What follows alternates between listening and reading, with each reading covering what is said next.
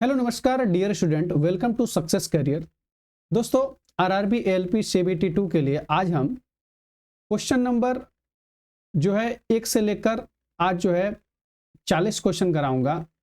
और ये हमारा जो है क्लास 9th है, PYQ यानी कि प्रीवियस ईयर क्वेश्चन पेपर। और आज का चैप्टर है, आज स्टार्ट होगा सोल्डरिंग एवं दिष्ट धारा सिद्धांत, यानी कि सोल्डरिंग एवं दिष्ट धारा सिद्धांत आज चैप्टर शुरू होगा।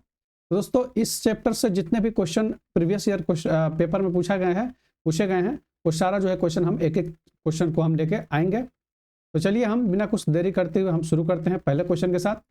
और एक चीज़ मैं बता दूं आप लोगों को कि इस क्वेश्चन का जितना भी ये आपका जो क्लास कराया जाएगा ये है ना, इसका PDF जो है आप लोग जाके टेलीग्राम पे आप लोग बिल्कुल ले लीजिएगा। टेलीग्राम का लिंक जो है आपको डिस्क्रिप्शन बॉक्स में मिल जाएगा। तो चलिए दोस्तों शुरू करते हैं आज का पहला क्वेश्चन के साथ। आज का पहला क्वेश्चन है, जिस परिपथ में प्रतिरोधों के सिरों को इस तरह जोड़ा जाता है कि धारा प्रवाह सिर्फ एक मार्ग से उपलब्ध होता है, उस परिपथ को क्या कहा जाता है? ध्यान दीजिएगा, क्या कह रहा है कि जिस परिपथ में प्रतिरोधों के सिरे को इस तरह जोड़ा जाता है कि धारा प्रवाह सिर्फ एक मार्ग से उपलब्ध होता है, तो उस परिपथ को क्या कहा जाता है? तो दोस्तों, पहला जो हो जाएगा उसका हो जाएगा श्रेणी परिपथ, यानी कि सीरीज जो है परिपथ हो जाएगा। ठीक है, देखिए कह रहा है कि जिस परिपथ में प्रतिरोधों के सिरे, जैसे मान लीजिए कि एक प्रतिरोध हमने मान लिया यहाँ पे, ठीक है। अब एक जो प्रतिरोध है इसका जो है ये मान लीजिए कि ये पहला सिरा है और ये क्या है, दूसरा सिरा है। और दूसरा प्रतिरोध का अंतिम सिरा यानी कि दूसरा सिरा, और यहाँ पे मैं बनाता हूं दूसरा ये प्रतिरोध आपका, इसका पहला सिरा। तो देखिए पहले सिरा का अंतिम सिरा और दूसरे सिरा का पहला सिरा क्या होता है, ज्वाइंट होता है। ठीक है, और ऐसे ज्वाइंट को मतलब इस तरीके से जो अगर प्रतिरोध का संयोजन किया जाए, ठीक है, इसको मान लेता हूं R1, ये है R2 और ये क्या है R3। अगर इस तरीके से प्रतिरोध को जोड़ा जा रहा है तो वो कहते हैं श्रेणी परिपथ, उसको कहते हैं, क्या कहते हैं, सीरीज जो है परिपथ कहते हैं। चलिए अगले क्वेश्चन की ओर बढ़ते हैं। देखिए क्वेश्चन नंबर 2 है, बोल रहा है कि दिष्ट धारा के मामले में यानी कि डीसी के मामले में, यानी कि डायरेक्ट करंट के मामले में, डायरेक्ट करंट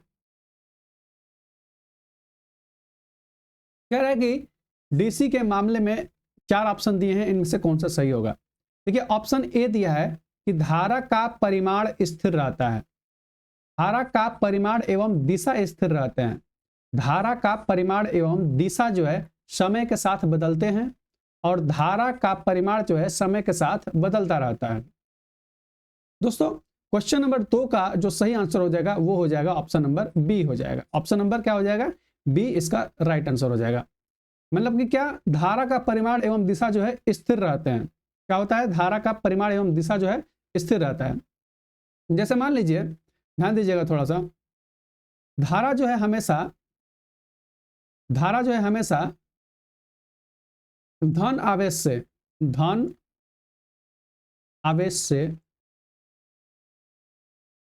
ऋण आवेश, धन आवेश से ऋण आवेश, धन आवेश से ऋण आवेश के तरफ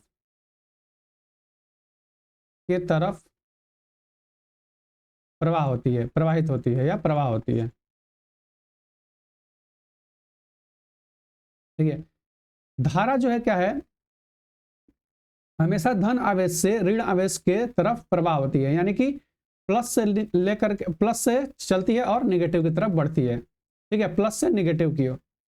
तो देखिए धारा का सबसे पहले दिशा क्या है, एकदम स्थिर है। क्या है, धारा की दिशा क्या है, यहां से निकलता है कि स्थिर है।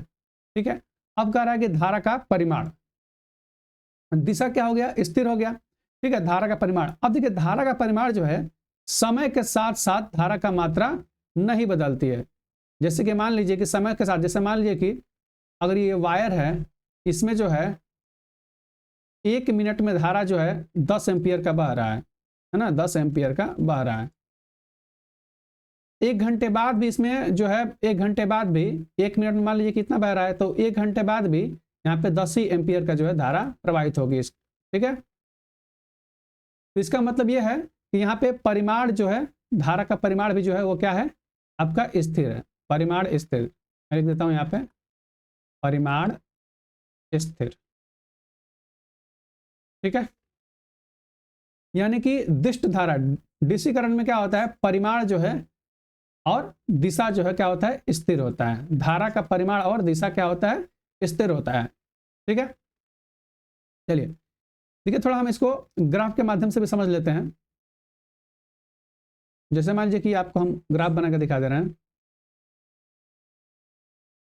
एक शख्स जो है, हम यहाँ पे ये समय को दिखाता है। ठीक है, हम इसको समय से दिखाते हैं और ये जो है हम धारा से, यानी कि आई करंट, और ये टी समय। ठीक है, अब देखिए इधर ये क्या जो होता है आपका निगेटिव और ये पॉजिटिव है ना, ये ऋण और ये धन। अब धारा जो है आपका समय के साथ एकदम स्थिर रहता है। ठीक है, धारा जो है समय के साथ क्या होता है, स्थिर रहता है। अगर आपका जो है क्वेश्चन पेपर में ग्राफ दे दे, ठीक है, तो अगर ये क्वेश्चन पूछ के अगर ये ग्राफ देते तो आपका ये, आप लोग इसको टिक कर लीजिएगा सही। ठीक है, चलिए अगले क्वेश्चन की ओर बढ़ते हैं। तीसरे नंबर पे दिखा है कि जो निम्नलिखित में से एक श्रृंखला परिपथ में समान रहता है। बोल रहा है कि सीरीज में क्या समान रहता है। तो एक चीज ध्यान दीजिएगा, धारा जो है, धारा सीरीज में यानी कि श्रृंखला में, धारा सीरीज में यानी कि श्रृंखला में, श्रृंखला में समान होता है।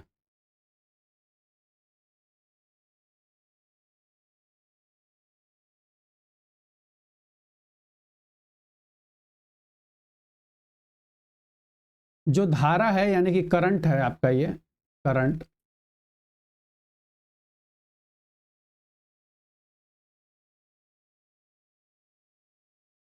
ये जो करंट है, जो धारा है, करंट यानी कि धारा, ठीक है, यानी कि आई, इसको आई से डिनोट करते हैं। ये सीरीज में यानी कि श्रृंखला में क्या होता है, समान होता है। ठीक है, और वही जो है सीरीज में विभव जो होता है, विभव का मान सीरीज में, विभव का मान, विभव जो क्या होता है, भिन्न होता है। विभव क्या होता है, भिन्न होता है, यानी कि अलग अलग होता है। ठीक है, बात करते हैं, ये तो बात हो गई श्रृंखला में। अब हम बात करते हैं समांतर में। समांतर में धारा भिन्न होता है। क्या होता है, धारा भिन्न होता है, और विभव जो है, विभव यानी कि वोल्टेज, या वोल्टेज क्या होता है, समान होता है, समान होता है। बात समझ में आ रही है, ध्यान दीजिएगा। क्वेश्चन में दे रहा है कि निम्नलिखित में से एक श्रृंखला परिपथ में समान रहता है। तो सीरीज में क्या समान रहता है, सीरीज में हमेशा धारा समान रहता है। ठीक है, यानी कि तीसरे का क्या हो जाएगा, डी आंसर हो जाएगा। ठीक है, देखिए जैसे मान लीजिए कि सीरीज में हमने बना दिया है, एक परिपथ हम बनाते हैं, सर्किट ये है। ठीक है, मान लीजिए कि यहाँ पे ये वोल्टेज स्रोत है आपका, ये पॉजिटिव टर्मिनल, ये निगेटिव, ये R1, R2 और ये R3। तो ध्यान दीजिएगा, ये सीरीज में जो है, सीरीज में जो है क्या है, श्रृंखला में प्रतिरोध को जोड़ा गया है। अब यहाँ से मान लीजिए कि आई एम्पियर का धारा बह रही है, आई एम्पियर की धारा बह रही है, यानी कि दो धारा जो है R1 में भी उतना ही I1 ही जाएगा, और R2 में भी और R3 में ही, तीनों में जो है बराबर धारा जाएंगी। ठीक है, और यही जो है अगर समांतर में होता तो ध्यान दीजिए, जैसे मान लेते हैं यहाँ पे समांतर में इसे बना लेते हैं, ऐसा हमने इसको समांतर में जोड़ दिया, यहाँ पे समांतर में हमने जोड़ दिया।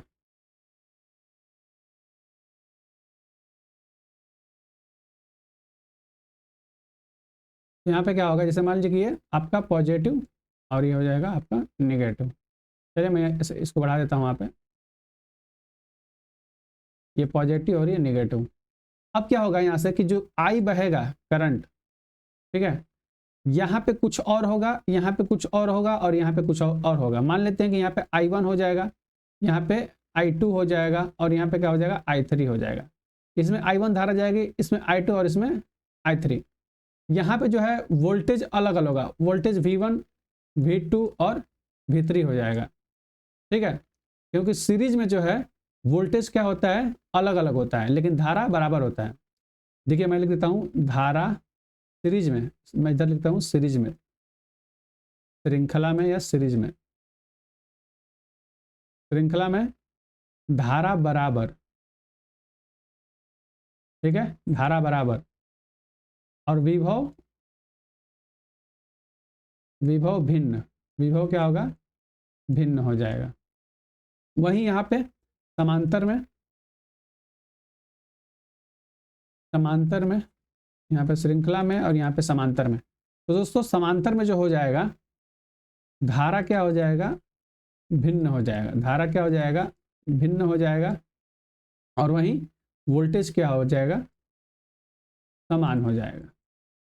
जैसे मान लीजिए कि यहाँ पे 400 वोल्टेज दिया जा रहा है तो सब में जो है क्या हो जाएगा बराबर हो जाएगा, भी जो है क्या होगा बराबर होगा, यहाँ पे भी यहाँ पे भी, ठीक है, लेकिन यहाँ पे क्या होगा यहाँ पे वोल्टेज बराबर होगा और यहाँ पे क्या हो जाएगा धारा बराबर होगा, यानी कि करंट बराबर होगा। बात समझ में आ रहा है? चलिए अगले क्वेश्चन की ओर बढ़ते हैं। देखिए चौथा नंबर दिया है, if the voltage drop across individual resistors R1 R2 and R3 connected to a battery are 10 volt 20 volt and 30 volt respectively, then the total battery voltage is. देखिए अब क्या कह रहा है, किस चीज में जोड़ा गया है R1 R2 R3 एक बैटरी के साथ 10 वोल्ट के बैटरी के साथ 10 वोल्ट 20 वोल्ट और 30 वोल्ट बैटरी के साथ जोड़ा गया है। बोल रहा है कि वोल्टेज क्या होगा टोटल, टोटल क्या कह रहा है वोल्टेज क्या होगा। तो ध्यान दीजिएगा वोल्टेज ड्रॉप, यहाँ पे क्या है वोल्टेज ड्रॉप कितना पूछ रहा है। देखिए श्रेणी में हमने क्या बताया था, श्रेणी में धारा जो है बराबर, अभी हमने बताया श्रेणी में धारा बराबर और वोल्टेज भिन्न, और वोल्टेज भिन्न, ये I है, और समांतर में वोल्टेज बराबर, वोल्टेज बराबर और धारा भिन्न, यानी कि अलग अलग, धारा जो है अलग अलग, किसमें समांतर में और श्रेणी में अलग है। ध्यान दीजिएगा। अब जैसे मान लीजिए कि क्या बोल रहा है कि R1 R2 R3 समांतर में जोड़ा गया है। अब देखिए मैंने एक जोड़ दिया यहाँ पे, एक यहाँ पे लगा दिया और यहाँ पे और ऐसे, ठीक है, इसको मान लेते हैं R1, ये है R2 और ये है R3। और क्या कह रहा है कि R1 जो है कितना वोल्टेज है, R1 के लिए देखिए R1 के लिए 20 वोल्ट, सॉरी 10 वोल्ट, ये है 10 वोल्ट के साथ और ये इसमें जो है 20 वोल्ट और इसमें जो है 30 वोल्ट। तो देखिए क्या है ये सबसे पहले जो परिपथ है ये क्या है, सर्किट जो है ये समांतर में है, पैरेलल में है। तो जब ये पैरेलल में है, ध्यान दीजिएगा, जब ये पैरेलल में है तो क्या होगा कि पैरेलल में क्या होता है, पैरेलल में क्या होता है वोल्टेज क्या होता है बराबर होता है, वोल्टेज क्या होता है बराबर होता है। जैसे मान लीजिए कि यहाँ पे अगर 10 वोल्टेज है, 20 वोल्टेज है और यहाँ पे 30 वोल्टेज है, ठीक है ना, 30 वोल्ट है, तो क्या हो जाएगा हम इस तीनों को क्या कर देंगे जोड़ देंगे, क्या कर देंगे जोड़ देंगे, यानी कि V1 plus V2 plus V3।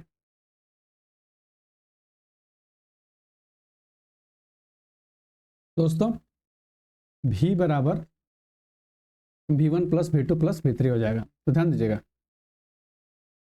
कितना हो जाएगा 10 प्लस 20 प्लस 30, तीनों का योग जो हो जाएगा वो 60 वोल्ट हो जाएगा, यानी कि ऑप्शन इसका सी करेक्ट हो जाएगा। ठीक है, चलिए नेक्स्ट क्वेश्चन की ओर चलते हैं। सोल्डरिंग में फ्लक्स का मुख्य उद्देश्य क्या है। देखिए दोस्तों बोल रहा है कि सोल्डरिंग में फ्लक्स का मुख्य उद्देश्य क्या है। ऑप्शन दिया है आपका, ऑप्शन ए दिया है कि गलनांक कम करना, ऑप्शन बी दिया है उचित बनावट सुनिश्चित करना, और ऑप्शन सी दिया है धातु की सतह को साफ और ऑक्साइड मुक्त रखना, और ऑप्शन डी दिया है तापमान कम करना। अब देखिए क्या सोल्डरिंग, ध्यान दीजिएगा कि सोल्डरिंग जो फ्लक्स होता है यानी कि एक रासायनिक जो लेई जैसा होता है, ठीक है, वो रासायनिक सोल्डरिंग फ्लक्स जो है एक रासायनिक पदार्थ होता है। सोल्डरिंग फ्लक्स क्या होता है, वो क्या होता है, एक रासायनिक पदार्थ होता है। कह रहा है कि ऑप्शन देखिए सी दिया है कि धातु की सतह को साफ और ऑक्साइड मुक्त रखता है। बिल्कुल, धातु की सतह को जो है क्या क्या रखता है, साफ और ऑक्साइड मुक्त रहता है, रखता है। फ्लक्स का यही मुख्य उद्देश्य होता है। आगे देखिए, यानी कि संक्षारण को हम कह सकते हैं कि संक्षारण को रोकता है। लिख सकते हैं यहाँ पे हम संक्षारण, संक्षारण को रोकता है, रोकता है। क्या होता है, संक्षारण से रोकता है यानी कि संक्षारण से बचाता है। देखिए यहाँ पे सही होगा, यहाँ पे संक्षारण से बचाता है या बचाता है, लिख सकते हैं बचाता है। बात समझ आ रही है। अब इसमें जो है जो फ्लक्स होता है उस जो जैसे मान लीजिए कि सोल्डरिंग में जो फ्लक्स का यूज होता है, वो जो फ्लक्स जो होता है वो क्या होता है, रेजिन फ्लक्स होता है। उसका नाम क्या है, रेजिन फ्लक्स। रेजिन सोल्डरिंग में जो यूज होता है वो होता है रेजिन फ्लक्स, फ्लक्स, फ्लक्स, ठीक है, रेजिन फ्लक्स होता है। ध्यान दीजिएगा, इसको भी याद रखिएगा। और एक चीज है इसमें कि जब धातु गर्म होती है, क्या होता है कि जब धातु गर्म होती है, थोड़ा यहाँ पे एक लाइन लिख लीजिएगा कि जब धातु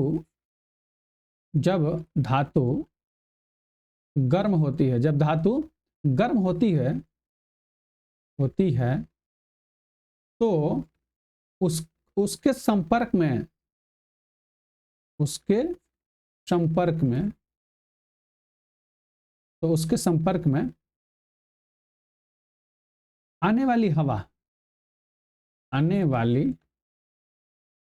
हवा यानी फ्लक्स, फ्लक्स में जो है, फ्लक्स में आने वाली जो हवा, तो उसके संपर्क में आने वाली हवा, ठीक है, जो धातु गर्म होती है तो सॉरी धातु जब गर्म होती है तो जो धातु में जहाँ पे सोल्डरिंग करना होता है तो वहाँ पे उसके संपर्क में आने वाली जो हवा होती है उसको क्या कहता है, आने वाली हवा का कारण जो है, जो होने वाली जो आने वाली हवा है उसके कारण जो है सतह पर जो है आने वाली हवा के कारण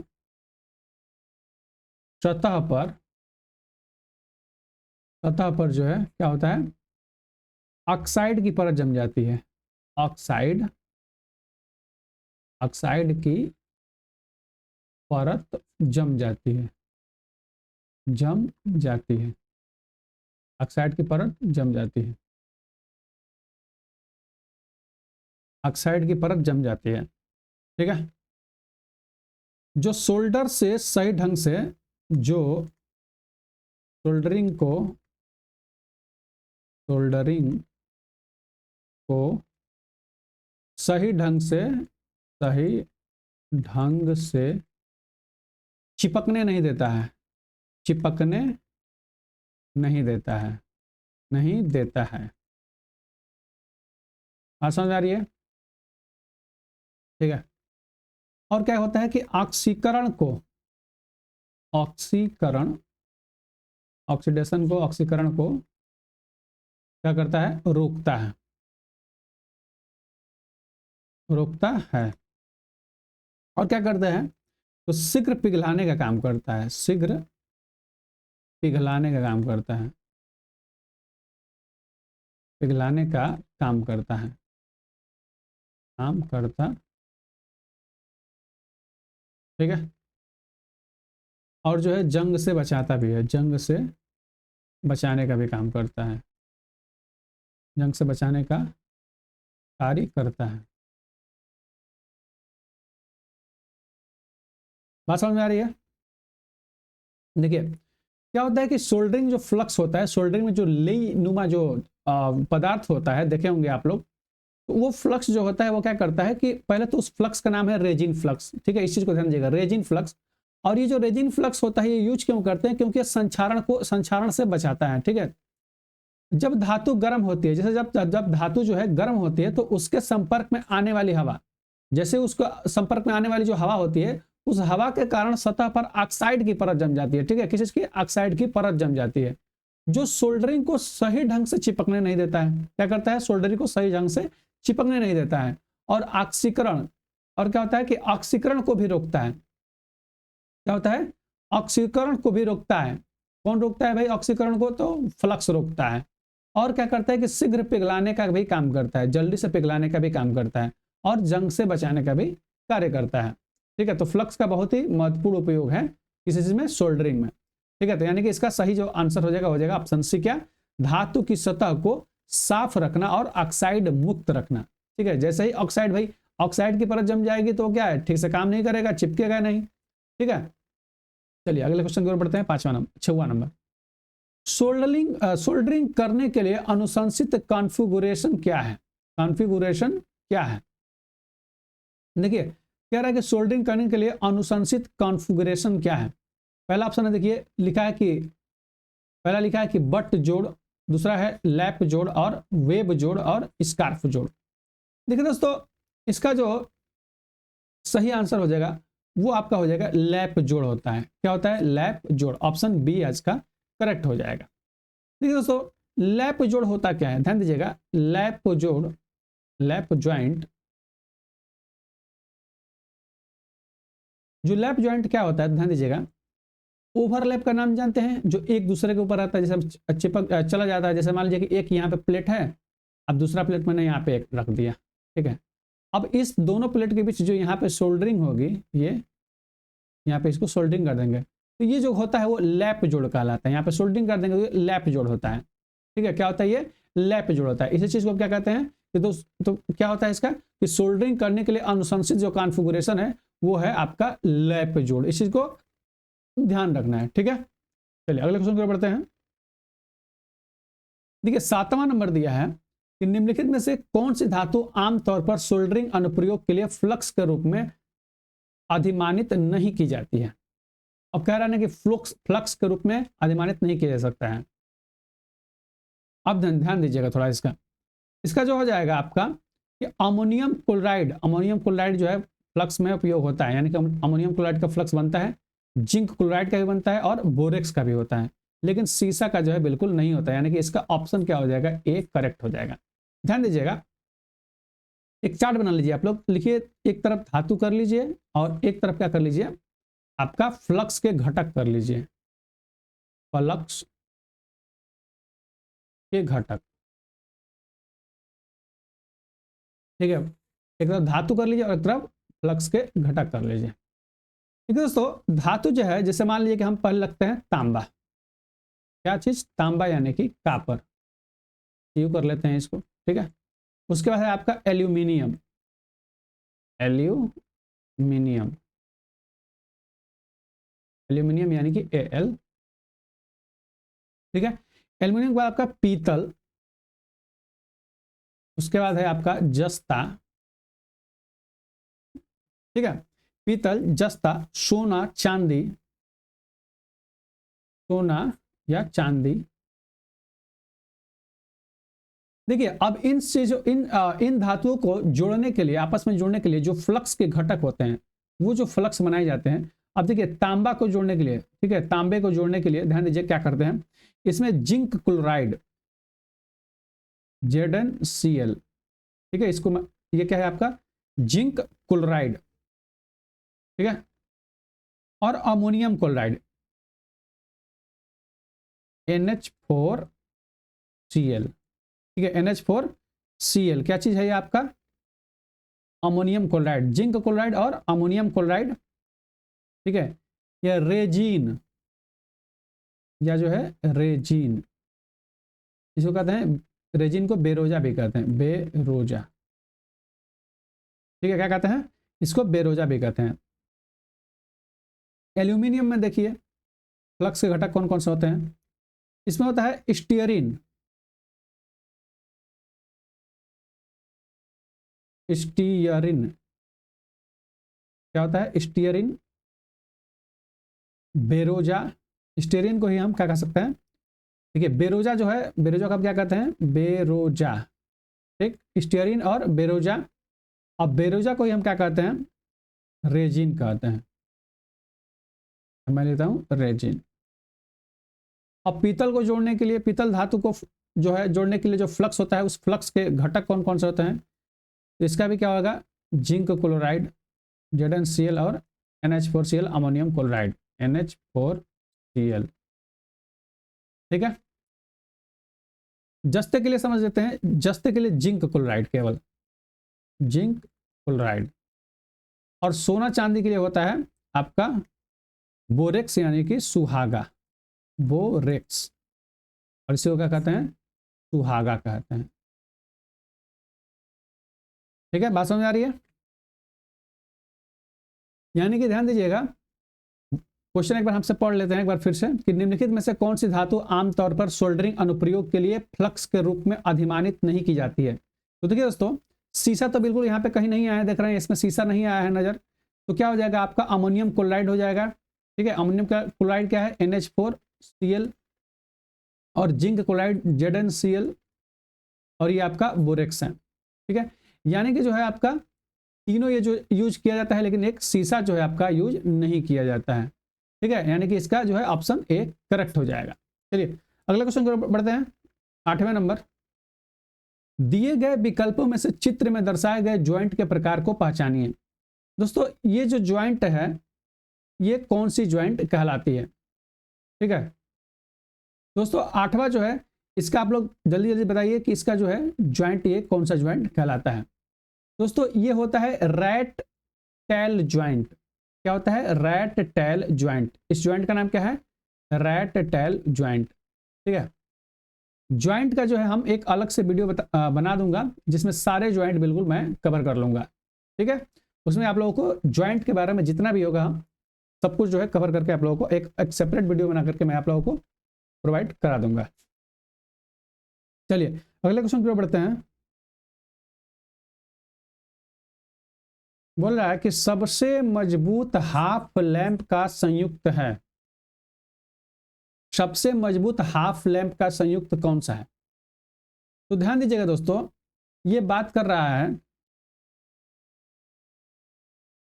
ये बात कर रहा है, क्या कह रहा है, संयुक्त मतलब कि ज्वाइंट, जोड़, सबसे मजबूत हाफ लैंप लैप जो है का संयुक्त है। तो दोस्तों ऑप्शन डी इसका करेक्ट हो जाएगा, ठीक है।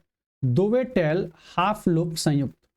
जैसे आप लोग देखिए ज्वाइंट देखे होंगे, मैं बता दे रहा हूं आपको, एक मान लीजिए कि एक लकड़ी का बीट मैंने ले लिया, ठीक है, लकड़ी का एक मैंने बीट ले लिया, ये एक बीट ले लिया। अब बीट में जो है हम, अब जैसे मान लीजिए कि इस बीट की चौड़ाई कुछ हो गई, मोटाई मान लीजिए ये मान लीजिए कि लंबाई है आपकी, इस बीट की लंबाई है, और इसकी कोई मोटाई होगी। मैं इधर देखिए बना अच्छे से दिखा देता हूँ आपका, एक मान लीजिए कि ये इतने लंबी एक बीट है, ठीक है, ये आपका एक बीट मैं बना दिया लकड़ी का।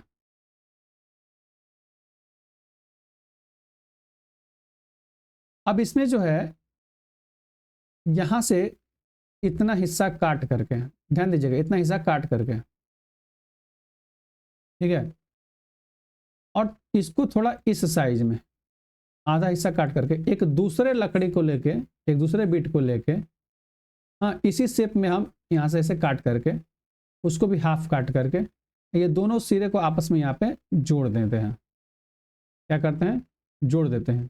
तो इसी को कहते हैं हम दोवे टेल हाफ लूप संयुक्त, दोवे टेल हाफ लैप लूप जो है संयुक्त। बात समझ आ रही है। इसको जो है मैं आप लोगों को अच्छे से फिगर के साथ में बता दूंगा, अभी तब तक के लिए समझ लीजिए इसका कि दोवे टेल हाफ लूप संयुक्त होगा, ठीक है। और ऐसे ही टी हाफ लूप संयुक्त होता है, तो मैं टी हाफ और इस सब के बारे में अलग से बता दूंगा, लेकिन जो है सबसे मजबूत पूछेगा कि हाफ लैप का संयुक्त कौन सा है, तो आपका ऑप्शन डी कर लीजिएगा। आप लोग याद भी रखिएगा कि दोवे टेल हाफ लूप संयुक्त जो है इसका जो है सबसे मजबूत जो है संयुक्त होता है, ठीक है। इस चीज को बिल्कुल आप लोग याद रखिएगा। चलिए अगला क्वेश्चन की ओर बढ़ते हैं। निम्नलिखित में से कौन सा मास सोल्डरिंग तकनीक का प्रकार नहीं है? देखिए दोस्तों, सोल्डरिंग की बात कर रहा है, सोल्डरिंग। अब यहां पे मास सोल्डरिंग कौन सा नहीं है? देखिए, डायरेक्ट सोल्डरिंग, वेव सोल्डरिंग और डीप सोल्डरिंग, ये क्या है आपका? ऑटोमेटिक सोल्डरिंग है। ऑटोमेटिक ऑटोमेटिक सोल्डरिंग या स्वचालित कहते हैं इसको, स्वचालित। ठीक है। लेकिन यहां पे आयरन जो है, आयरन सोल्डरिंग, ये क्या है? मैन्युअली सोल्डरिंग है।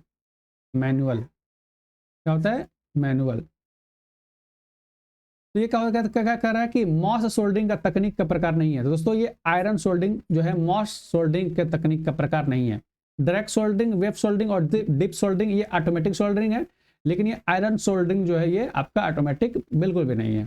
ठीक है। तो ये 10 का जो है आपका सी ऑप्शन सही हो जाएगा। चलिए अगले क्वेश्चन को बढ़ते हैं। 11 नंबर, प्रतिरोधों के श्रेणी संयोजन में, प्रतिरोधों के श्रेणी क्रम संयोजन में ऑप्शन ए दिया है कि धारा समान रहता है। तो मैंने बताया था पिछले ही क्वेश्चन में कि धारा समान रहता है यानी कि श्रेणी में, in a series combination of resistance. Series combination में क्या होता है कि धारा जो है समान रहता है, यानी कि 11 का जो है 11 नंबर का यहाँ पे आंसर ऑप्शन ए करेक्ट हो जाएगा। ठीक है। मैंने बताया था ना कि सीरीज में क्या होता है, श्रेणी में क्या होता है, यानी कि सीरीज में क्या होता है? करंट समान होता है, धारा यानी कि करंट समान होता है, समान होता है। और समांतर में क्या होता है? धारा समांतर में क्या होता है? असमान होता है, और समान होता है। ठीक है। चलिए अगले क्वेश्चन की ओर बढ़ते हैं हम लोग। 12 नंबर, देखिए बोल रहा है कि ब्रेजिंग में संयुक्त प्रयुक्त, ब्रेजिंग में प्रयुक्त स्पेल्टर सामान्यतः जो है किसका बना होता है? ब्रेजिंग में जो प्रयुक्त स्पेल्टर होता है वो किस चीज का बना होता है? दोस्तों, जो ब्रेजिंग में प्रयुक्त स्पेल्टर है वो आपका बना होता है किस चीज का? कॉपर बेस और चांदी की मिश्र धातु का बना होता है। किस चीज का? कॉपर बेस और चांदी की मिश्र धातु का, यानी कि ऑप्शन इसका ए करेक्ट हो जाएगा। ठीक है। ध्यान दीजिएगा कि जो कॉपर बेस और चांदी की मिश्र धातु है, ठीक है, क्या होता है? ये जो है कॉपर बेस और चांदी का मिश्र धातु है, यानी कि कॉपर बेस का मिश्र धातु और चांदी का भी मिश्र धातु होता है। क्या चीज? ब्रेजिंग में जो उपयोग होता है स्पेल्टर। ठीक है। ब्रेजिंग में जो स्पेल्टर यूज होता है वो होता है कॉपर बेस और चांदी की मिश्र धातु का। ठीक है। वहीं जो है तांबा और एल्युमिनियम का भी होता है, तांबा प्लस एल्युमिनियम का भी यूज होता है। और जो है तांबा और चांदी का भी, देखिए यहाँ पर दिया है कॉपर एंड सिल्वर, यानी। ठीक है। चलिए अब ये जो है मिश्र धातु है, कॉपर बेस और चांदी का मिश्र धातु, यानी कि मिक्स, यानी कि मिश्र धातु। ठीक है। चलिए अगले क्वेश्चन की ओर बढ़ते हैं। दिए गए चित्र में दिखाए गए परिपथ को पहचाने, दिए गए चित्र में दिखाए गए परिपथ को पहचाने। ठीक है। 13 नंबर का जो है हम लोग देखेंगे। बोल रहा है कि यहाँ पे देखिए, यहाँ पे जो है आपका आई जो है धारा प्रवाहित हो रहा है, देख रहे हैं? ये इधर से आ रहा है, ये धारा है ना, धारा चल रहा है और ये नीचे की तरफ यहाँ पे ऐसे आ रहा है। और ये जो है आपका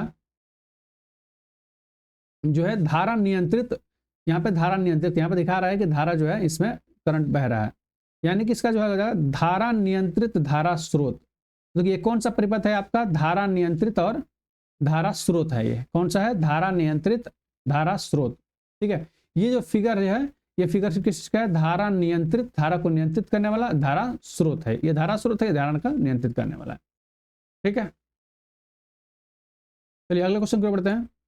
सोल्डरिंग के लिए तापमान की सीमा क्या होती है?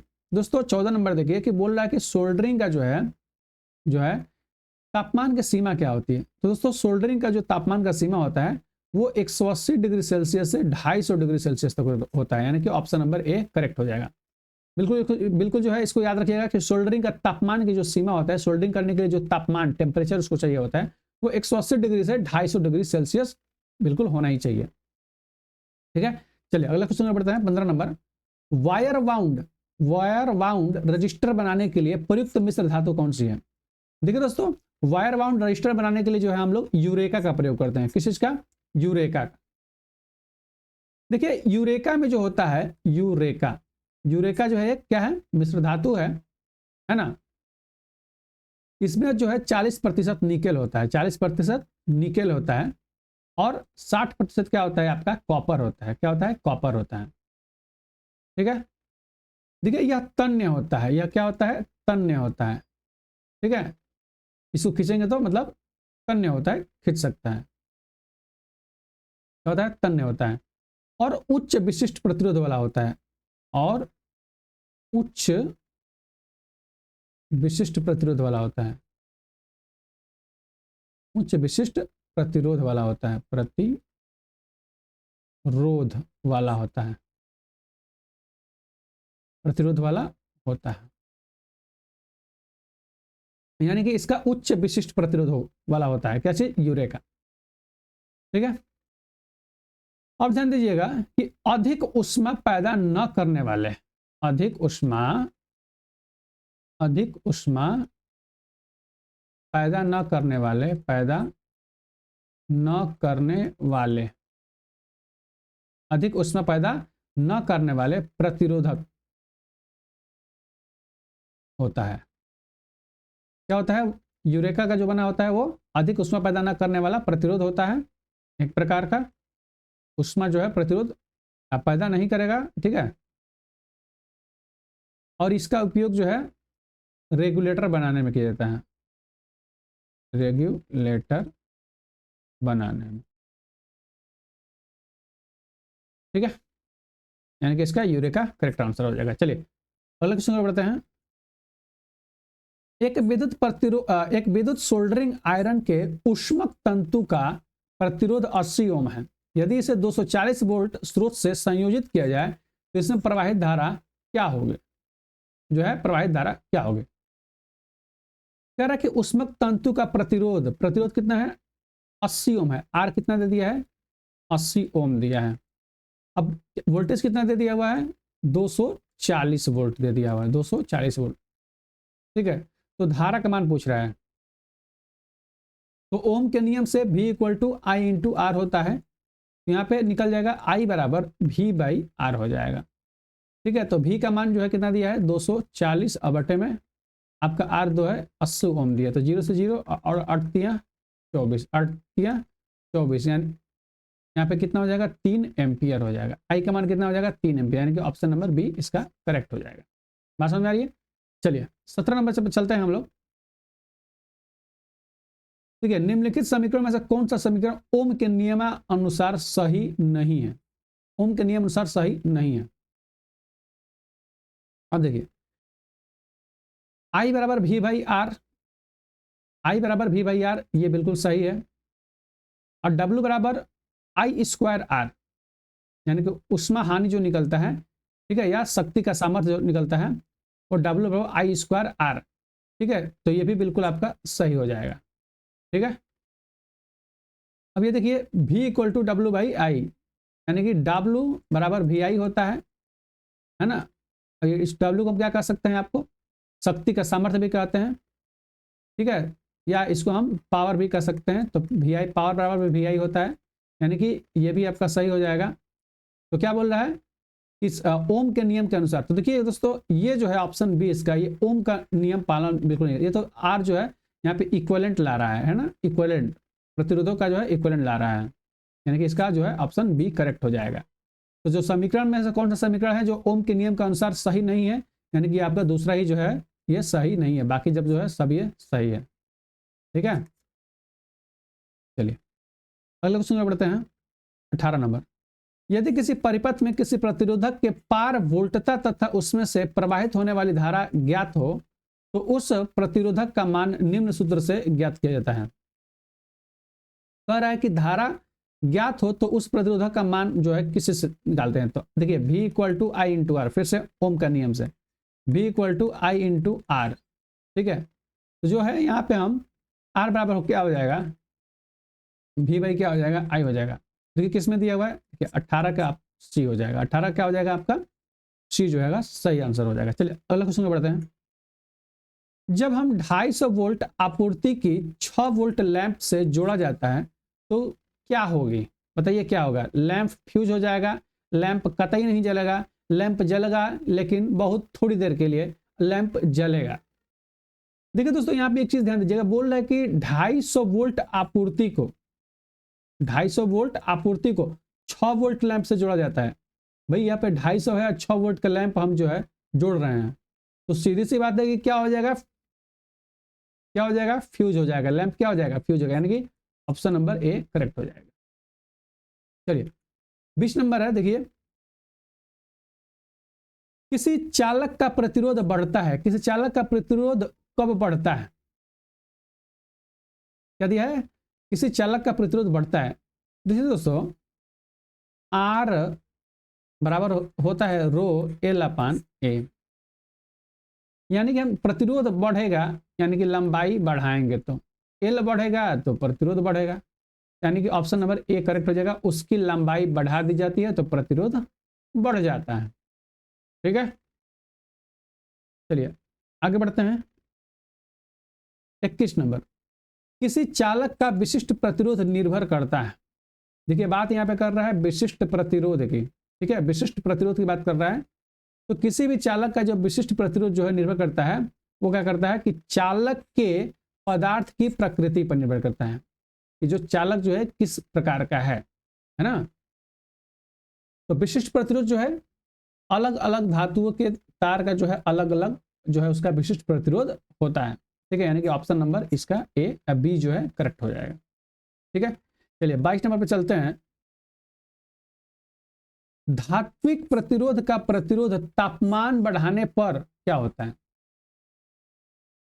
तापमान बढ़ाने पर जो है क्या होता है, जैसे ही हम किसी धातु के प्रतिरोध का तापमान बढ़ा, प्रतिरोध जो है तापमान, जैसे उसका धात्विक प्रतिरोध का, सॉरी यहाँ पर देखिएगा क्या हो गया है, धात्विक प्रतिरोध, धात्विक प्रतिरोध का, धात्विक प्रतिरोध का प्रतिरोध जो है तापमान बढ़ाने पर क्या होता है। तो ध्यान दीजिएगा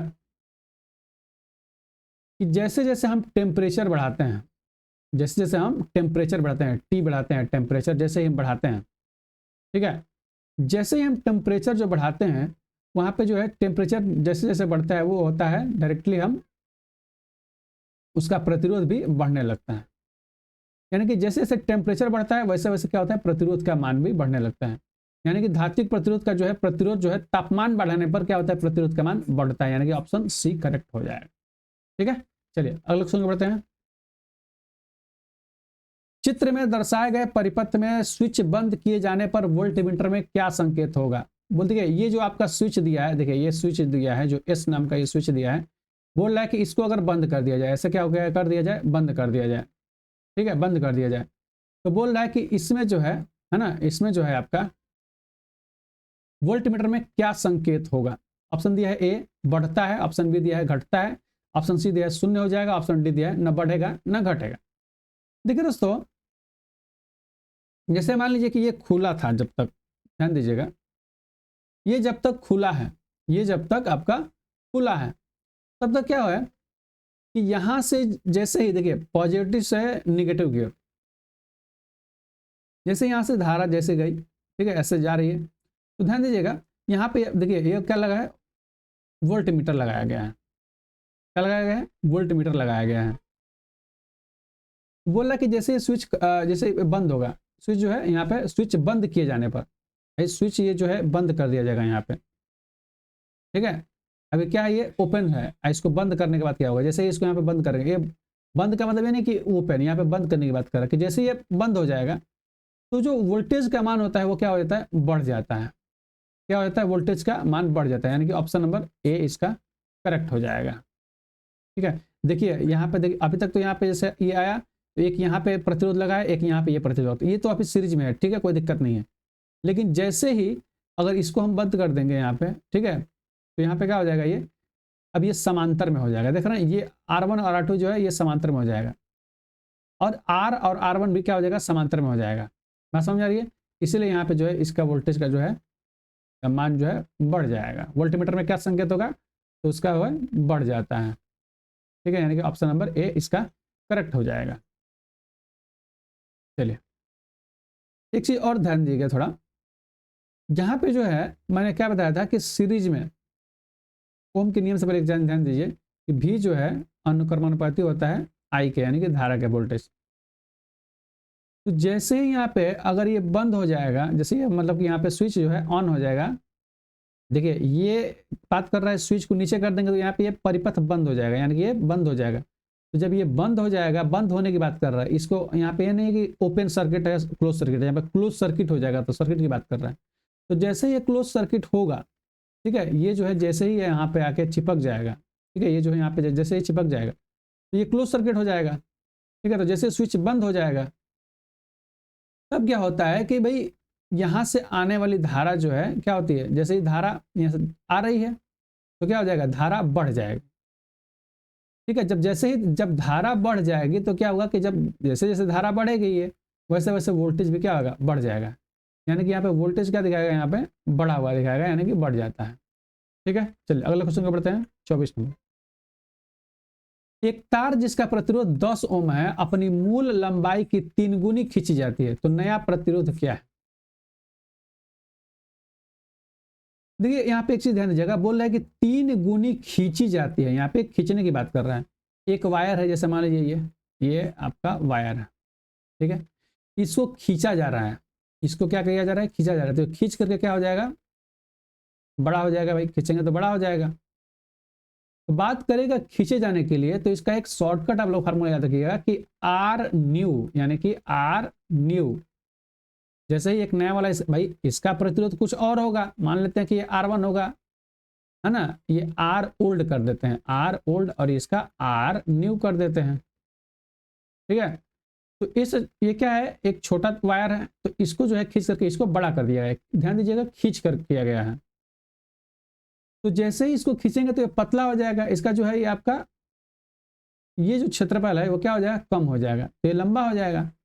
तो आर न्यू बराबर क्या हो जाएगा आपका कि आर इंटू एन स्क्वायर, इसका फार्मूला हो जाएगा। ध्यान दीजिएगा इसको जो है इस वाले नियम से हम ला सकते हैं, आर बराबर रो एल अपन ए से ही ये आया हुआ है। ठीक है, तो आर न्यू बराबर दिया हुआ है, ध्यान दीजिएगा कि क्या बोल रहा है कि 3 गुनी खींचा है। तो एन जो है आपका क्या है, ये आपका गुणज है, कितना गुना, और ये आर क्या है, ये आपका ओल्ड वाला है, मैं यहाँ पे लिखता हूँ ओल्ड, ध्यान दीजिएगा ओल्ड, यानी कि प्रतिरोध, पहले का प्रतिरोध, ठीक है, प्रतिरोध पहले। तो आर न्यू निकालने के लिए क्या करना पड़ेगा, आर का मान कितना दिया है, 10 ओम दिया है, और गुणे एन जो है कितना दिया है, 3 गुनी, ध्यान दीजिएगा यहाँ पर 3 गुनी दिया है, तो 3 का स्क्वायर कर लेंगे। ठीक है, ये कितना हो जाएगा, 3 तिया 9 गुणे ये 10 हो जाएगा, और 10 9 90 ओम इसका प्रतिरोध हो जाएगा, यानी कि इससे कितना प्रतिरोध हो जाएगा, 90 ओम हो जाएगा। तो ऑप्शन नंबर ए यहाँ पे करेक्ट हो जाएगा। ठीक है, चलिए 25 नंबर पे आते हैं। अंतरराष्ट्रीय ओम को निम्न के प्रतिरोध के रूप में परिभाषित किया जाता है। देखिए जो 1 ओम है वो परिभाषित किया गया है पारे के स्तंभ से, पारे के स्तंभ से। इसका बिल्कुल ये जो है आरआरबी कोलकाता में पूछा गया है, और ये आपका पिछले जो आरआरबी का हुआ था लोको पायलट का और टेक्नीशियन का, उसमें भी पूछा गया था। ठीक है, ये पारे का स्तंभ का होता है। ठीक है, इस चीज को बिल्कुल आप लोग ध्यान दीजिएगा। तो अंतरराष्ट्रीय ओम को निम्न के प्रतिरोध के रूप में परिभाषित किया जाता है, तो वो पारे के स्तंभ के रूप में। ठीक है, तो ये चीज बिल्कुल याद रखिएगा, इसको बिल्कुल याद ही रखिएगा। ठीक है, चलिए आगे बढ़ते हैं हम लोग। 25 नंबर के बाद हम 26 नंबर पे चलते हैं। कह रहा है कि एक तार का प्रतिरोध 10 ओम है, भाई आर दे दिया है आपका 10 ओम। उसी पदार्थ के दूसरे तार की लंबाई पहले तार से 4 गुना और आड़ी काट यानी कि क्रॉस सेक्शनल जो क्षेत्रफल है, एरिया है, वो आधा हो जाता है, तो इसका प्रतिरोध क्या होगा। अब देखिए ए आधा कर दिया है, ए क्या कर दिया है, ए जो है आधा कर दिया है, ओम दे दिया है यहाँ पे 10 ओम, इधर लिख देता हूँ 10 ओम। और जो है क्रॉस सेक्शनल एरिया जो है वो कितना है, आधा कर दिया है, A/2 हो गया है, ठीक है। और क्षेत्रफल जो है आधा हो गया है, तो इसका प्रतिरोध क्या होगा भाई, ध्यान दीजिएगा, हो रहा है आधा, कितना हो रहा है, आधा हो रहा है। तो जैसे ही आधा हो जाएगा, तो इसका जो है क्या हो जाएगा आपका, देखिए क्या होगा, पहले तो फार्मूला याद रखिएगा कि R बराबर रो एल अपान ए, ठीक है।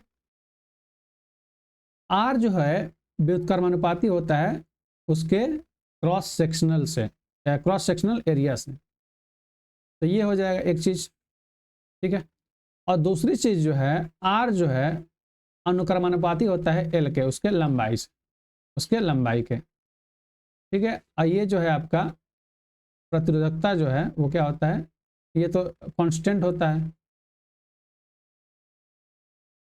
तो यहाँ से क्या निकलेगा, ध्यान दीजिएगा कि अगर मैं मान लूँ कि भाई बात यहाँ पे कर रहा है कि, तो हमें निकलेगा यहाँ पे R1 बटे में R2 बराबर, ध्यान दीजिएगा ये जो है व्युत्क्रमानुपाती है, तो यहाँ से क्या निकलेगा A2/A1, कोई दिक्कत है। और मल्टीप्लाई, अब देखिए L1/L2, कोई समस्या, A2/A1 गुणे L1/L2, और हो जाएगा आपका ρ1/ρ2, क्योंकि देखिए रो और एल, तो रो, ये तो रो हो गया और ये एल हो गया, मल्टीप्लाई में है। और यहाँ पे 1 अपान, देखिए यहाँ पे जो है 1/A, यानी कि जो है प्रतिरोध जो है आपका क्रॉस सेक्शनल एरिया के व्युत्क्रमानुपाती होता है। भाई जब व्युत्क्रमानुपाती होता है तो ये A2 ऊपर चला जाएगा, A1 नीचे हो जाएगा, ठीक है। अब हम इसी पे हम इसको रख देते हैं, चलिए इसी फार्मूले पे हम इसको रख देते हैं, ठीक है। तो ये जो है फार्मूला आप लोग, ये तो फार्मूला को आप लोग बिल्कुल याद रखिएगा। अब यहाँ से हम लोग देख लेते हैं, देखिएगा R1 upon R2 equal to L1 upon L2 multiply A2 upon A1। Rho जो होता है, रो जो होता है क्या होता है, वो दोनों कांस्टेंट है, तो हम इसको तो काट ही देते हैं, ठीक है, कोई दिक्कत नहीं है। अब देखिए यहाँ से ये निकलेगा हमारा, तो क्वेश्चन में बोल रहा है कि एक तार का प्रतिरोध 10 ओम है, मान लेते हैं भाई R1 जो है 10 ओम है, तो 10 ओम बटे में R2 और बराबर उसी पदार्थ के, भाई देखिए सेम पदार्थ का रहा है, तो यहाँ पे सेम पदार्थ हो गया, तो यहाँ पे क्या हो जाएगा आपका, रो जो है खत्म हो जाएगा, कट जाएगा, जिसकी लंबाई पहले तार से 4 गुना है। अगर मान लीजिए कि अगर ये L है, अगर पहला L है, थोड़ा सा एक चीज और देखते हैं, एक तार का प्रतिरोध 10 ओम है, यानी कि R1 जो है 10 ओम है, उसी पदार्थ के दूसरे तार जिसकी लंबाई पहले तार से 4 गुनी है, अगर मान लीजिए कि ये L है, मैं नीचे लिख देता हूँ, ये L है, तो ये कितना है, 4 गुनी लंबी है, तो मैं यहाँ पे लिख देता हूँ 4L, कोई समस्या, पहले तार से 4 गुना है।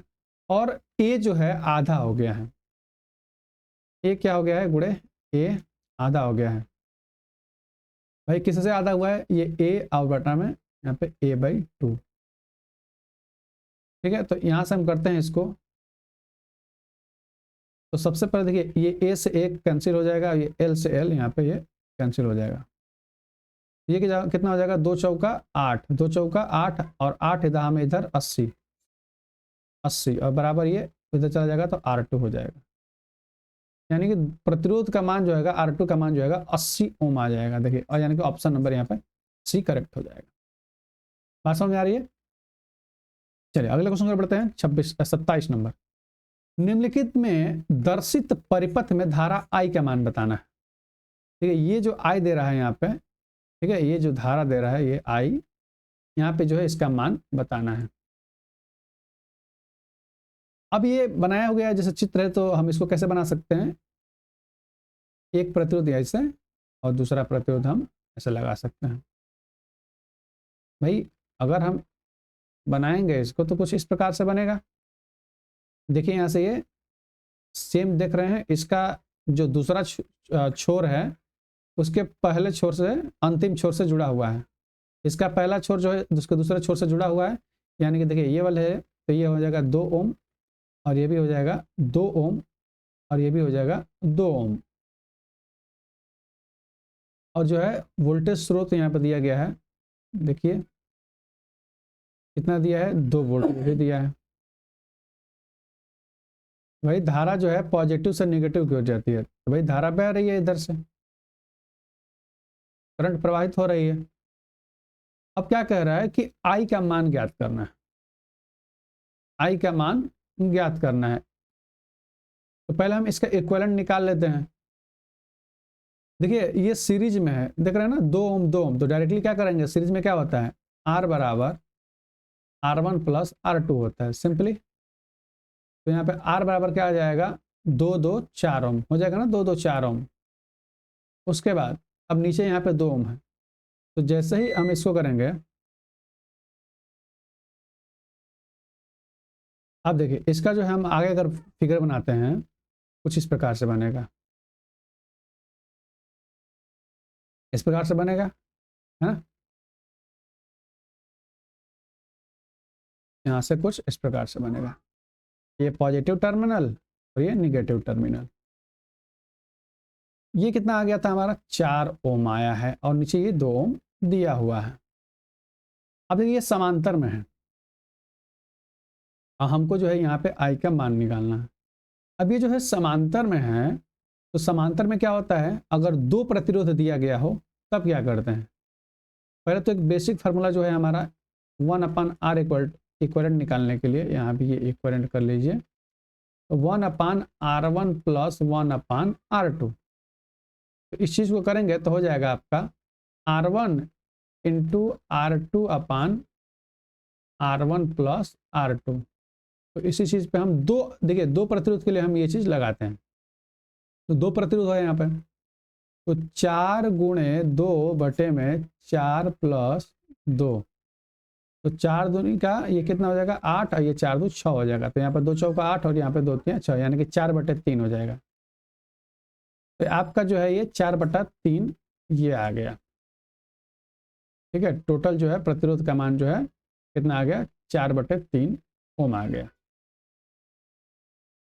अब यहाँ पे ये तो आर का मान आ गया 4/3, अब भी जो है 2 वोल्ट दिया हुआ है, भी इतना आ गया और भी 2 वोल्ट है, आर जो है 4/3 है, तो आई बराबर ध्यान दीजिएगा, पहले तो V equal to I into R होता है, तो आई बराबर V/R हो जाएगा। तो आई बराबर V का मान कितना दिया हुआ है 2 वोल्ट और बटे में कितना दिया हुआ है आर का मान 4/3, ये ऊपर चला जाएगा, तो 2 3 6/4, ये हो जाएगा 2 3 6, तो काटेंगे तो 2 दूनी 4 और ये 2 3 6, तो 3/2 यानी कि इधर मैं कर देता हूँ, ध्यान दीजिएगा, 3/2 यानी कि 1.5 एम्पियर हो जाएगा, 1.5 एम्पियर हो जाएगा, ठीक है, यानी कि ऑप्शन ए इसका करेक्ट हो जाएगा। चलिए 28 नंबर देखते हैं, 2 ओम के 3 प्रतिरोधकों को एक त्रिभुज के रूप में जोड़ा गया है, तब जो है प्रतिरोध किसी 2 छोरों के बीच में होगा। तो अभी हमने पिछले क्वेश्चन में भी निकाला था ऐसे ही, ठीक है, एक मान लीजिए कि ऐसे जोड़ा गया है, आप समझिएगा, तो यहाँ पे एक यहाँ पे प्रतिरोध जोड़ा गया और एक यहाँ पे प्रतिरोध जोड़ा गया, तो किसी 2 सिरों पर, या तो ये वाले और ये वाले सिरों पे कर लेते हैं, या ये और ये और ये, तो मैं किसी भी 2 सिरों पे कह रहा, तो मैं इसको मान लेता हूँ, ठीक है। दो छोर के बीच जो है इसका निकालना है, तो ध्यान दीजिएगा इसको भी हम ऐसे करेंगे, तो एक ये ऊपर वाला दोनों सीरीज में है, तो ये दोनों सीरीज में हो जाएगा और एक क्या हो जाएगा, एक समान, ये आपका समांतर हो जाएगा, ठीक है। बोल रहा है कि प्रत्येक 2 ओम का है, तो ये भी 2 ओम का, ये भी 2 ओम का, ये भी 2 ओम का। ऊपर वाला क्या हो जाएगा 4, नीचे हो जाएगा 2, ये 4 हो जाएगा और ये क्या हो जाएगा 2। वही सीधी सी बात है, 4 गुणे 2 और 4 प्लस 2, ये हो जाएगा 4 दूनी 8, ये 6 हो जाएगा, 2 चौका 8, 2 3 6, 4/3 ओम। 4/3 ओम, ऑप्शन डी इसका करेक्ट हो जाएगा। ठीक है, ऑप्शन डी इसका करेक्ट हो जाएगा। चलिए नेक्स्ट क्वेश्चन में बढ़ते हैं, 29 नंबर। देखिए विद्युत धारा I3, विद्युत धारा I3 किसके बराबर होगी? देखिए यहाँ पे आ गया किरचॉफ का नियम, देखिएगा किरचॉफ का नियम, किरचॉफ किरचॉफ किरचॉफ के धारा का नियम, धारा का नियम यानी कि KCL, किरचॉफ करंट लॉ। ठीक है, देखिए इसके अनुसार, किरचॉफ के धारा के नियम के अनुसार क्या होता है, ये जो संधि है यहाँ पे देख रहे हैं ना, यहाँ पे ज्वाइंट है, तो इस संधि पे आने वाली धारा, संधि पर आने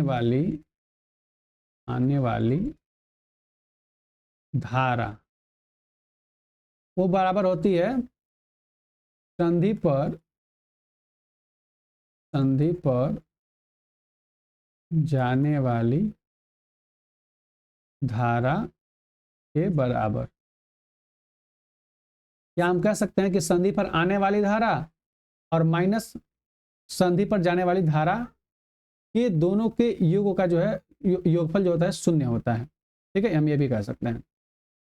चलिए अब हम देख लेते हैं कि भाई इस नोड पे जो है आने वाली धारा कौन कौन सी है। सबसे पहले ये देखते हैं, तो देखिए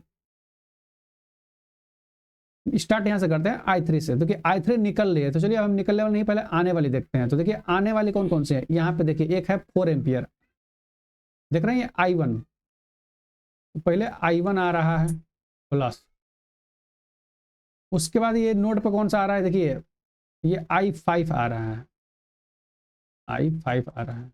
उसके बाद आने वाली है I5 के बाद ये आपका I4 भी आ रहा है, I4 भी आ रहा है। चलिए ठीक है भाई, तो 1 2 और ये 3 आ रहा है, और निकल रहा है 1 2 3, 3 निकल भी रहा है, यानी क्या बचा बराबर में I3 plus I2 plus I6। चलिए I1 का मान देख लेते हैं कितना दिया हुआ है। I1 का दिया है 4 एम्पियर, बटे में I5 का मान दिया है 5 एम्पियर, और I4 का मान दिया है 10 एम्पियर, बराबर I3 का मान जो है निकालना है, और प्लस में I2 का मान दिया हुआ है 8 एम्पियर, और I6 का मान दिया हुआ है यहाँ पे 2 एम्पियर। ठीक है, ध्यान दीजिए ये 8 2 10, ये 10 कट जाएगा, तो I3 बराबर 5 4 9 हो जाएगा, 9 एम्पियर। ऑप्शन नंबर यहाँ पे सी करेक्ट हो जाएगा। ठीक है, चलिए अगला क्वेश्चन में बढ़ते हैं, 30 नंबर। R1 और R2 दो प्रतिरोध समांतर में जुड़े हैं, प्रतिरोध R1 व R2 का अनुपात 4:1 है। R1 व R2 में प्रवाहित विद्युत धारा का प्रवाहित विद्युत का अनुपात ज्ञात करिए। ठीक है, चलिए इसमें हम लोग देख लेते हैं। बोल रहा है कि R1 R2 दो प्रतिरोध समांतर में जुड़े हुए हैं, तो हमने बताया था अभी कि R जो होता है वो व्युत्क्रमानुपाती होता है I के,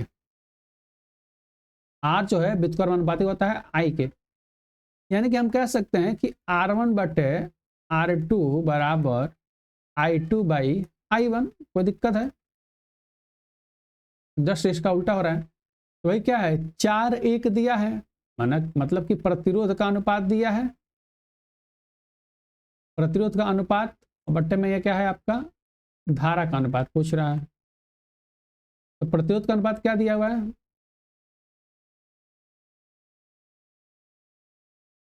तो जस्ट इसका हम उल्टा कर देंगे। ठीक है, हम ध्यान दीजिएगा, ज्यादा कुछ नहीं करना है यहाँ पे। जब भाई ये R1 बाई R2 है, तो इसका I2 बाई I1 हो जाएगा, तो 4:1 है, तो ये 1:4 हो जाएगा, यानी कि ऑप्शन ए इसका करेक्ट हो जाएगा। ठीक है, क्या हो जाएगा ऑप्शन ए करेक्ट हो जाएगा, 1 4 हो जाएगा। इस चीज़ को बिल्कुल आप लोग ध्यान दीजिएगा, ठीक है। चलिए, बोल रहा है 31 नंबर, 100 वाट 230 वोल्ट वाले लैंप का प्रतिरोध कितना है। तो देखिए यहाँ पे 100 वाट यानी कि पावर दे दिया है 100 वाट, और यहाँ पे भी दे दिया है क्या, 230 वोल्ट। तो देखिए यहाँ पे R बराबर V स्क्वायर बाई P होता है, फार्मूला आपको बहुत बार बता दिया हमने। तो देखिए R बराबर निकलेगा क्या यहाँ से, V स्क्वायर यानी कि 230 गुणे 230 और बटे में क्या 100। भाई पावर क्या दिया है 100, तो कर दिए यहाँ पे, तो डबल जीरो से ये डबल जीरो ये कट जाएगा। 23 का स्क्वायर क्या होता है 529 होता है, यानी कि इसका ऑप्शन बी करेक्ट हो जाएगा 529 ओम, ठीक है। चलिए अगला क्वेश्चन बताते हैं, निम्नलिखित में से कौन सा समीकरण सही है जहां I धारा भी वोल्टेज R प्रतिरोध है। तो चलिए देख लेते हैं कौन सा सही है। देखिए V बराबर I इंटू R होता है, तो R बराबर क्या हो जाएगा V बाई आई हो जाएगा, और R बराबर V बाई आई कहाँ पर दिया हुआ है, ऑप्शन नंबर बी पर, यानी कि 32 का जो है ऑप्शन बी करेक्ट हो जाएगा। चलिए नेक्स्ट क्वेश्चन को बढ़ते हैं, 33 नंबर, निम्नलिखित में से किस लैंप का प्रतिरोध न्यूनतम होगा। किस लैंप का प्रतिरोध जो है न्यूनतम होगा, तो बस लगाइए यहाँ पे R बराबर V स्क्वायर बाई पी, और बस रखते जाइए V का मान और P का मान रखते जाइए, और तुरंत जो है आपका, चलिए हम रख के देख लेते हैं। पहला आप रखते हैं 110 गुणे 110 बटे में 60, ये आपका कट जाएगा, 0 0 कट जाएगा, ये 2 3 6 हो जाएगा, ये 55 हो जाएगा, ठीक है। 11 5 55 और 11 5 55 5 60, 605 बटा 3 हो जाएगा, ये 605 बटा 3 हो जाएगा। इसको भी सॉल्व करेंगे तो 3 दूनी का 6 हो जाएगा, यहाँ पे 3 एकम 3 हो जाएगा, है ना, और ये 3 6 का 18 हो जाएगा, 201.6 आएगा। अगला सॉल्व करते हैं तो ये हो जाएगा आपका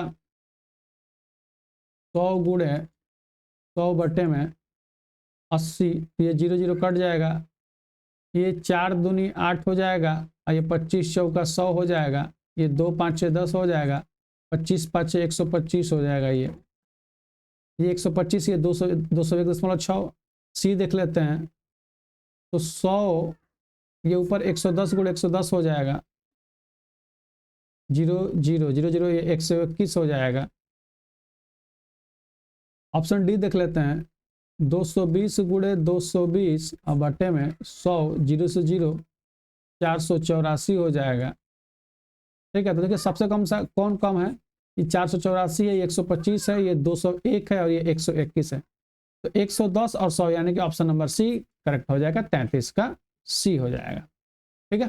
चलिए अगले क्वेश्चन में बढ़ते हैं, यदि 100 ओम के 5 प्रतिरोध श्रेणी में जुड़े हैं तो कुल प्रतिरोध बताइए। बिल्कुल आसान है, 100 का जो है श्रेणी में जोड़ा गया है भाई। यहाँ पे 1 2 3 4, इधर जोड़ देता हूँ 1, ये 5, 100 ओम 100 ओम 100 ओम 100 ओम और ये 100 ओम, 1 2 3 4 5, यानी कि कितना हो जाएगा, ये R बराबर रेडी में है तो डायरेक्ट 500 ओम हो जाएगा, ठीक है। तो ऑप्शन नंबर ए इसका करेक्ट हो जाएगा, 34 का ए इसका करेक्ट हो जाएगा। चलिए अगला क्वेश्चन बताएं, यदि 5-5 ओम के 2 प्रतिरोध श्रेणी में जोड़ दे तो कुल प्रतिरोध कितना होगा। फिर बोल रहा है कि 5-5 ओम का 2 प्रतिरोध श्रेणी में, सीधी सी बात है 5 + 5 बराबर 10 ओम, ऑप्शन सी करेक्ट हो जाएगा। चलिए अगले क्वेश्चन को बढ़ते हैं, 36 नंबर क्वेश्चन। देखिए 36 नंबर क्वेश्चन दिया है कि 2 विद्युत बल्बों के प्रतिरोध 1:2 के अनुपात में है। प्रतिरोध देखिए R1/R2 बराबर 1/2 दिया है। इन्हें समांतर क्रम में एक स्थिर वोल्टता वाले स्रोत से जुड़ दिया जाता है तो उनमें सामर्थ्य का क्षय निम्न अनुपात में होगा। देखिए सामर्थ्य का क्षय P कहिए, ये तो पावर हो जाता है, सामर्थ्य का क्षय यानी कि सामर्थ्य का क्षय W कहिए, तो P जो है W के वही बराबर होता है। तो मैंने बताया था, ध्यान दीजिएगा P जो है फार्मूला से ध्यान दीजिएगा, P बराबर V²/R होता है। ये सामर्थ्य क्षय का अनुपात पूछ रहा है, यानी कि W का है, तो यहाँ पे इसको लिख सकते हैं कि W बराबर V²/R। कोई समस्या। अब देखिए यहाँ से अगर हम निकालेंगे तो W जो है किसके व्युत्क्रमानुपाती है, R के, प्रतिरोध के, यानी कि जो सामर्थ्य का क्षय जो है उसके प्रतिरोध के क्या है, व्युत्क्रमानुपाती है, जस्ट उल्टा है। भाई प्रतिरोध दिया है, अब पूछ रहा है तो इसका उल्टा ही होगा। 1 2 है, देखिए यहाँ पे उल्टा दिया है, तो जब ये 1 2 है तो ये क्या हो जाएगा आपका, तो यहाँ से पहले देख लीजिएगा R1/R2 इक्वल टू W2/W1, ठीक है। तो इसका जस्ट उल्टा कर दिए, 2 1, ऑप्शन नंबर यहाँ पे A 2 1 दिया हुआ है, देखिए, ठीक है। तो चलिए दोस्तों 36 नंबर हो गया। अब चलते हैं 37 नंबर, 37 नंबर क्वेश्चन। अपक्षयण प्रतिरोध को रोकने के लिए इस्पात में कौन सा तत्व मिश्रित किया जाता है। देखिए कह रहा है कि अपक्षयण यानी कि जंग वगैरह ना लगे, जंग को रोकने के लिए कौन सा जो है इस्पात में यानी कि स्टील में क्या मिलाया जाता है। तो दोस्तों स्टील में जो मिलाया जाता है वो आपको जो है मिलाया जाता है क्रोमियम मिलाया जाता है, ठीक है, क्रोमियम। इसका परमाणु क्रमांक का 24 होता है, देख लीजिएगा, ठीक है, 24 होता है। चलिए अगले क्वेश्चन को बढ़ते हैं, 38 नंबर। ठीक है, 38 नंबर देखिए, यदि घरों में लगाए जाने वाले 2 बल्ब 60 वाट एवं 100 वाट के हैं तथा उनका प्रतिरोध R1 R2 है, तब बताइए। वही चीज है, क्या मैंने बताया कि R1/R2 W2/W1। तो ध्यान दीजिएगा दोस्तों, बोला है कि 60 वाट एवं 100 वाट के हैं, तो भाई हम लिख लेते हैं इधर, एगो 60 वाट का है एगो 100 वाट का है, तो नीचे वाला क्या है 60 वाट का है, ऊपर क्या है 100 वाट। भाई 60 वाट और 100 वाट दे दिया, ठीक है। इसका हमने W1 W2 मान लिया, या इसको हम P1 P2 भी कह सकते हैं। देखिए इसको हम पावर P1 P2 है, ये P1 है, ठीक है। तो ये 60 वाट, ये 100 वाट हो गया। तो बोल रहा है कि क्रमशः R1 R2 क्या हो जाएगा, तो भाई इसका उल्टा कर दीजिए। उल्टा करेंगे तो क्या हो जाएगा, R2 आपका R1 जो है वो हो जाएगा 100, R1 क्या हो जाएगा 100 और R2 क्या हो जाएगा आपका 60। यानी कि R1 क्या हो जाएगा, बड़ा हो जाएगा क्या चीज़ से, R2 से, ठीक है। R1 क्या हो जाएगा, बड़ा हो जाएगा R2 से, यानी कि 38 का जो है आपका C करेक्ट हो जाएगा। चलिए अगले क्वेश्चन पर बढ़ते हैं, कह रहा 39 नंबर। एक 2 ओम प्रतिरोध में कोई धारा नहीं है। अच्छा जी, यहाँ पे जो है कोई धारा ही नहीं है, चलिए ठीक है। तो निम्नलिखित परिपथ का समतुल्य प्रतिरोध होगा। अब देखिए ये मान लीजिए कि P है, ये Q है, और ये R है, और ये S है। तो देखिए व्हीट स्टोन सेतु, ध्यान रखिएगा, व्हीट स्टोन सेतु यानी कि ब्रिज, यहाँ पे व्हीट स्टोन सेतु बन रहा है। भाई ये कब बनता है, कौन से केस में, तो भाई जब P/Q = R/S होता है। तो जब ये स्थिति आती है तो जो बीच वाला जो होता है आपका प्रतिरोध का मान, वो उसमें जो बहने वाली धारा शून्य होती है, इसको हम हटा देते हैं, बिल्कुल खत्म कर देते हैं, ठीक है। तो अब क्या कह रहा है कि समतुल्य प्रतिरोध, यानी कि बस इसी का प्रतिरोध निकालना है। तो चलिए निकाल लेते हैं फटाफट, इसको करेंगे बाहर तो ये हो जाएगा आपका ऐसे, ठीक है। 2 प्रतिरोध ऊपर और 2 प्रतिरोध यहाँ पे, ये मैं यहाँ पे कर देता हूँ ऐसे नीचे, ठीक है। और यहाँ पे आपका वोल्टेज स्रोत लग गया। भाई ये भी 10 ओम, ये भी 10 ओम, ये भी 10 ओम, ये भी 10 ओम, ये 10 10 20 हो गया। ये सीरीज में है, ये भी सीरीज में है, दोनों मिला के समांतर हो गया। तो 10 10 20 10 10 20, यानी कि एक ये हो गया आपका और एक ये हो गया। भाई 20 20 हो गया। तो जानते हैं जब 2 समांतर में दिया है तो ऊपर 20 गुणे 20 और नीचे 20 + 20, 2 दूनी का 400, 20 20 यानी कि 400, और ये 20 20 40, ये कट जाएगा, हो जाएगा 10, यानी कि 10 ओम। ऑप्शन नंबर इसका 39 का डी करेक्ट हो जाएगा, 10 ओम आ जाएगा। तुल्य प्रतिरोध कितना आ जाएगा, 10 ओम आ जाएगा। चलिए आज के अंतिम सवाल पे चलते हैं, 40 नंबर का सवाल देख लीजिए। 3 ओम व 6 ओम के प्रतिरोध को समांतर क्रम में जुड़े हुए हैं, तो उनका समतुल्य प्रतिरोध क्या हो जाएगा, सीधी सी बात है, वही चीज है कि 3 × 6, जब समांतर की बात करें तो 3 + 6, ये हो जाएगा 3 6 का 18, ये 6 3 9 दूनी यहाँ पे 18, 2 ओम हो जाएगा इस क्वेश्चन का आंसर।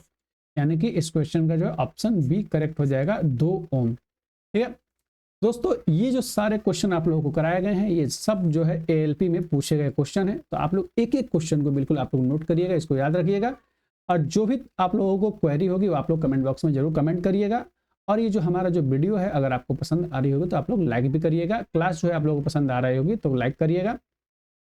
और आप लोग जो भी कमेंट बॉक्स में अगर कुछ मेरे से कुछ गलती हो त्रुटि हो तो उसके लिए भी बताइएगा, सजेस्ट करिएगा जरूर। ठीक है, और जल्द ही हम एक नया क्लास शुरू करने जा रहे हैं। ठीक है, उसके बारे में आप लोगों को अपडेट दिया जाएगा। तो अभी जो है आप लोगों को शिफ्ट 2 के लिए जो बताए क्वेश्चन जो है सिलसिला जो है जारी है, ये अभी जारी रहेगा। ठीक है, ये जो है पूरा जो है चैप्टर वाइज हम करवा रहे हैं। प्रीवियस ईयर क्वेश्चन पेपर में जितना भी आया हुआ है वो सब जो है आप लोगों को हर चैप्टर से चैप्टर वाइज एक एक क्वेश्चन करवाया जाएगा। और आप लोग बिल्कुल जो है आप लोग वीडियो देखिए, क्लास एक एक चीज़ नोट करिए। ठीक है, तो चलिए हम अगले 41 नंबर से अगले दिन हम मिलेंगे। 41 नंबर क्वेश्चन 41 से लेकर के और आगे जो है बढ़ेंगे, देखेंगे कितना क्वेश्चन है। तब तक के लिए अभी हम लोग मिलते हैं अगले दिन। तब तक के लिए नमस्कार, जय हिंद।